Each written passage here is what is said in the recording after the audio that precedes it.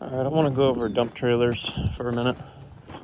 There's a million different trailers out there that do different things. When I first started, I had a Bigtex 14LX, and it was a 14K rated, had two 7K axles, and I used it quite often, and I ended up using it more for concrete, and I shouldn't have been doing that because I ended up bending the axles 3 times because I always overloaded it, trying to get the job done, just trying to load it up, get it out of there as quick as possible. I ended up costing myself each time, and each axle was $300 each axle.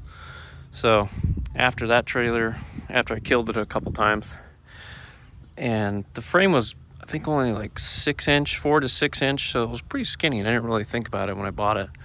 See, this trailer here, you've got 8-inch tubed box all the way, and then you've got looks like a 10-inch at the bottom there of a channel, and there's 2 pieces of channel there, and there's that little 2-inch piece of channel going up the top.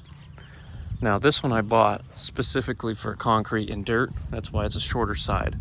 So if it was a 4-foot side like that one, you dump in really high and you just end up damaging the walls and damaging the floor more.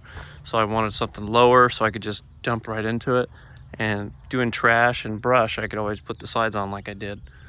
So over time I've definitely damaged this trailer. As you can see, there's a gap there because the back end somewhere has bent. I've broken the frame once on each side, and I still need to weld a little piece under here. I only go with gooseneck because I can jackknife it a lot more. I could actually put my truck at like this angle if I really needed to. It's not good for these bigger trailers to be jackknifing that much because it puts a lot of stress when it's heavy and loaded. It puts a lot of stress on the frame and twisting and stuff, so that's not ever good to do that. But in a pinch, you gotta do what you gotta do. The bumper pole, the only bumper pole I have is all those ones basically back there. I've got car trailer, camping trailer, enclosed boat trailer, water trailer, and 2 other little trailers back there that I use. But I'm not a big fan of bumper pole. That car trailer's a bumper pole, and I've broken the frame on it already. But the Texaspride trailer's been pretty good, besides the frame breaking a couple times from overloading it and whatnot. But this is rated for $30,000, and they didn't build it for $30,000. The hangers on here are pretty weak.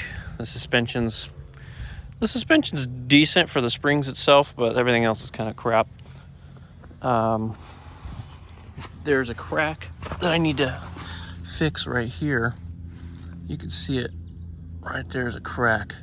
Now what it is this is a bunch of pieces put together, because this really is just for the hydraulic, because it has 2 hydraulic rams that go up here, and there's a box here where everything is kind of tied in because the ram is right here, right underneath, and they've got this weird box over here that's flat like this that they welded in there. But this here basically just keeps the trailer from going side to side, but it also welds all this together. So underneath it's not even welded. See there, it's just open. On the other side, you can see, it's kind of hard to see, but right there I've welded a plate to go through all of this because they didn't weld this together. It's just kind of there. See, there's that box I was talking about. Nothing's welded on that, so it's just every time it lifts up and down, you can see this separate here. This all separates. So I'm gonna weld another piece of steel here, because if I keep using it, it's gonna break even more because of this crack on the other one went all the way up, and it separated like a 1/4 inch. So that also helped bending the frame on this.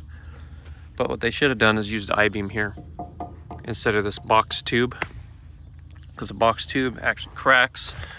You can actually see the crack right there. It's cracked there a few times, and I've welded it, so I've got to grind it down and weld it. It's just, to me, it's not a good design. They should have done an I-beam, and they shouldn't have welded back here, and they shouldn't have welded up here somewhere, because when you weld that way, the crack just, it gets very fragile there. But I still do what I have to do with this trailer. But I bought the Bigtex over here because I've been doing a lot of mobile homes and it can fit a little bit more in it, but it's a lot taller of a trailer, so can't really see what you're doing inside the trailer. And this also has a tarp rolling system that sucks because you have to climb up, throw a rope or whatever on top. So I've been looking on eBay, just like you see on those new roll-off trailers and roll-off trucks and bigger trailers. You see it has a roll-off tarp system. So you can actually buy them for this for like $600 to $800. And all you do is you bolt it on, set your lengths and depths and whatever, and you just put the pole through the system, and all you have to do is crank it and it'll pull itself back because it's spring actuated. Now the suspension on this thing is way heavier duty. I mean, the springs are giant. Everything's giant on this trailer. The axles, the springs, everything. And it's got an I-beam frame. I think it's a 12-inch I-beam frame here. So I've used this trailer, I think maybe three or four times. And so far it's good. I'm gonna replace the tires because they put these cheap, crappy tires on here. And what I went with on my other Bigtex is a tire called Hercules, and I think it's like a 12 or 14 ply rated tire. And these things I've had on for at least three years or more, and they've still got really good tread on them. The first set of tires that came on this thing were just like those, and they're junk. They lasted maybe half a year to a year. This is suspension on this thing. It's so much bigger and better than what they got on this stuff. I hate this crap. It doesn't last, and then it beats up on the frame. See, I've already replaced these once, and they're already getting damaged from hitting the frame. The slipper spring style. Also, another thing, when I bought this trailer, I have a video of it. They only made this piece of channel here because they've kind of sandwiched it in. They only had it come to here. So when I bought my little mini stand behind, I couldn't put it in here. I had to put a rod, or actually I used a socket extender, and I put it from here to here. And I put the ramp on that, and then I found a piece of channel I had laying around which has been damaged, so I need to straighten that somehow. But I cut it, I stuck it in there, and I just welded underneath it. I think I actually welded it from behind. Yeah, I welded it from behind there. But I had to do that on both sides so I can put the ramps here closer. Let's go to the Bigtex over here again. The only thing I don't like about the Bigtex is, well, a couple things I don't like about it. It's really tall, because Diamond C makes one, and it's like this much lower. So it's like 4 inches lower. I like that, and it had toolboxes, it had hydraulic jacks, and it had that electric tarp system, but that was also a $50,000 trailer or more. This was 31. See, it's got this bar up here. Well, I took it out, but it's inside the trailer. It goes across and it connects. Well, every time you dump it, if you've got too much trash in here, it gets stuck underneath the stupid bar. So you always have to take that bar off, which is kind of a pain in the butt for metal or whatever. You can only fill it's like here. You can't fill it all the way up because it gets stuck on that bar. And I don't really like to drive without the bar because eventually it's just going to start, the whole doors are going to start doing this back and forth. And this is the only thing keeping it in there. So what I thought about doing is putting a piece of steel here just to cover that. So if the doors do start moving around, it doesn't pop out. Like if it really swings, You know, if it gets, I mean, it's got to get like at least 1.5 inches of sway. But if you hit a big bump and you're turning or something, you know, I just fear that that's going to come out and the doors are going to come open. So I think a piece of steel right there over that would stop that from happening. I'll walk over to the car trailer here. See, the car trailer, I only put 2,000 pounds on the front, which is my little mini skid. And the guy I was working with said, hey, stop. The frame just split. I was like, are you kidding me? Because I just fixed the Texaspride trailer that split. So see, this piece of steel has been added. My cousin put this on because I didn't feel like dealing with it. But it's split right here, all the way across. He put a piece of steel on the outside and the inside on both sides. But there's the frame in the center. It goes all the way down. And there is nothing really welded to it. It's all above it, like 1 inch or 1/2 inch. And here, there's nothing touching it either. Nothing welded to it. The only thing welded to it is the very front and the back area. So this whole section, bottom section, is just sitting there. Nothing's on top of it. Nothing's holding it together to make it stronger. So load trail, I'm not sure. I've only had this trailer for about a year. I kind of rarely use it because it's kind of crappy to use because it's got the fender wells there, and you can't put a car or truck on there and open the door at the same time. You know, when you're trying to roll it on, you know, I have to have the window open or something. And the last owner put this on. It's stupid. You can't put a lowered car on there, so I got to cut that thing off. But the tilt deck, it's all right, but I'd rather have a deck over. So that's all I got to say about the trailers at this point.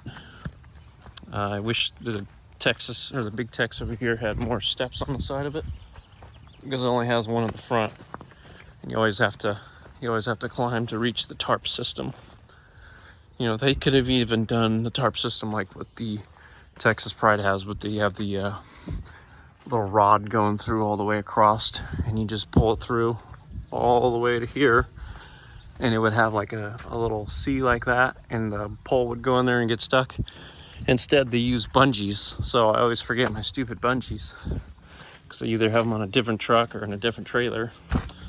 So you always have to dedicate bungees to this thing.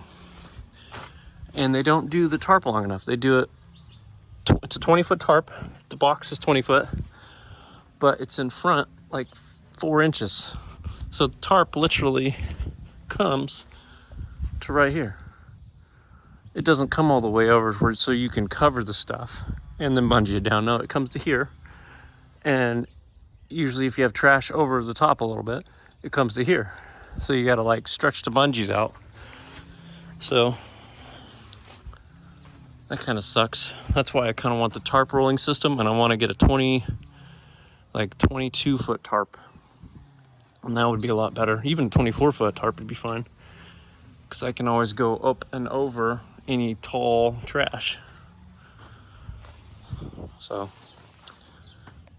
you know, the hydraulic jacks would be cool, but, you know, yeah, it gives you a little bit of workout if you just, you know, do it by hand. So those are the trailers that I deal with for now. The Texas Bigtex flatbed over here. I'm kind of rambling on about stuff, but when I first bought this trailer, I started dragging it, so I had to lower the tongue. Let's look how close this is to the ground. So if you go out of a steep driveway, if you're going up a steep grade, like I've gone up a lot of driveways where you have to go up and turn, and the driveway's like that, well, this drags. It's dragged and it's ripped it apart. And once it rips apart, the wiring starts coming out and it starts dragging on the ground. So what I did is I cut holes. I drilled holes in the very back of the steel, and I pulled the wires through there and rerouted them so the wires don't fall through the bottom like they did before.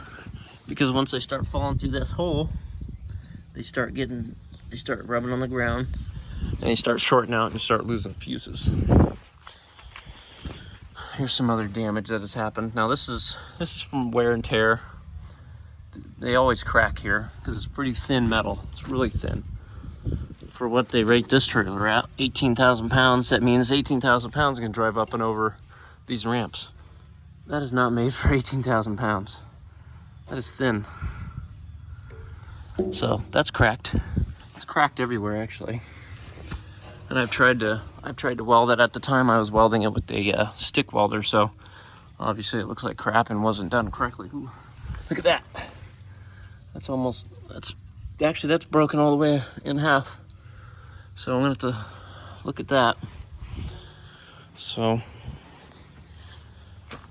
some things here and there they just cheap out on.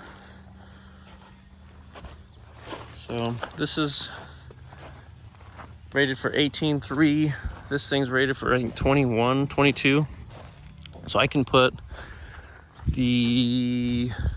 I've put the KX057 in this. I put in the SVL 75 and the U35 in this. I've put my 97 and my U35 in this. And I think I've even put the 75 and the 97 in this. I have not put a single machine in that because the ramps are junk. They're very, very weak. And I tried to put the KX057 in this, which is a 13,000 pound machine. And this is rated to hold 17,000?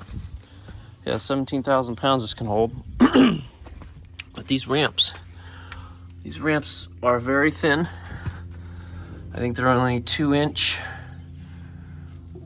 wide, but they're like 6 to 7 foot long.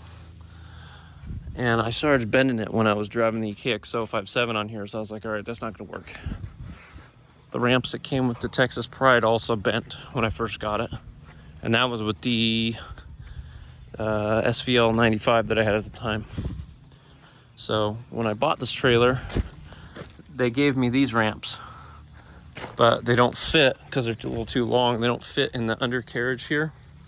Because on this trailer, they fit in there. There's a little spot, you lift it up and you fit them in there, which is kind of crappy. But that's just how they designed it. So I haven't put anything in the Bigtex except for trash. I do want to try to put at least the 75 in there, but I'm just afraid I'm going to bend them dang ramps because it's 9,000 pounds in those ramps. So I gotta try to do that. But I know the KX057 will not fit. It'll fit in there, but I can't get in there with the ramps. I'll have to make a dirt ramp to get into the trailer. And then whatever job I'm at, I'll have to do the same thing there to get it out.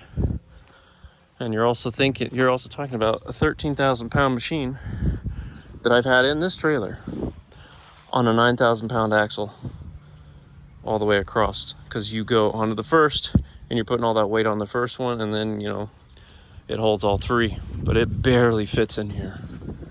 It barely fits in here. One of the sides of the actual excavator was sitting on here and I didn't realize it, so it kind of scratched some of the paint off. So you have to sit closer to this side. Because, you know, if you're going to a job and you need 2 dump trailers and you're far away, you're not going to make 3 different trips.